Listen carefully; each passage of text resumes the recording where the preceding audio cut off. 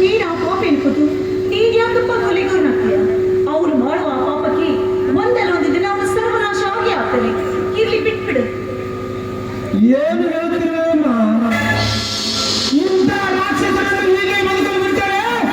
ಒಂದಲ್ಲ ಒಂದು ದಿನ ಈ ನಮ್ಮ ರಾಮರಾಜ್ಯವನ್ನು ರಾವಣರಾಜ್ಯವನ್ನಾಗಿ ಮಾಡಿಬಿಡುತ್ತಾರೆ. ಈಗ ನಿನಗೆ ಬಂದ ಪರಿಸ್ಥಿತಿ ಬೇರೆಯವರಿಗೆ ಬರಬಾರದೆಂದರೆ ರಾವಣ ಯಾರು ಅಂತ ಹೇಳುವತ್ತಿಗೆ ಬಿಟ್ಟುಕೊಂಡ್ರೆ ಅವನು ಯಾರು ಅಂತ ನನಗೂ ಕೂಡ ಗೊತ್ತಿಲ್ಲ. ಸುಮ್ಮನೆ ಇಲ್ಲದ ವಿಷಯ ಬಗ್ಗೆ ತಲೆ ಕೆಡಿಸ್ಕೊಳ್ಬೇಡ. ನಡಿ ಹೋಗೋಣ.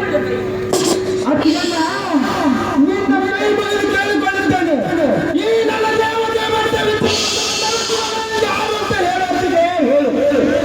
ಅವನ ರಕ್ತದಿಂದ ನಿನ್ನ ಮೈ ಅಭಿಷೇಕ ಮಾಡುವವರೆಗೂ ಈ ನನ್ನ ಪರ್ವತಗಳ ನಾಶಿನ ಸಮಾಧಾನ ಇಲ್ಲೊತ್ತಿಗೆ ಸಮಾಧಾನ ಇಲ್ಲ.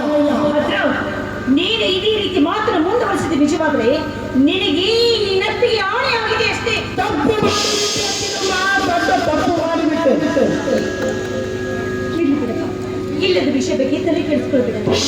ಇಲ್ಲದ ವಿಷಯ ದಯವಿಟ್ಟು ಇಲ್ಲಿ ನಡೆದ ಘಟನೆಯಿಂದ ನೀನು ಯಾರ ಮುಂದೆ ಹೇಳಬಾರ್ದು. ಆಯ್ತು ನಡೆಯುತ್ತದೆ. ನೀನು ಹೇಳಿದ ಹಾಗೆ ನಿನ್ನ ಮನೆಯನ್ನು ಖಂಡಿತವಾಗಿ ನಡೆಯಪ್ಪ.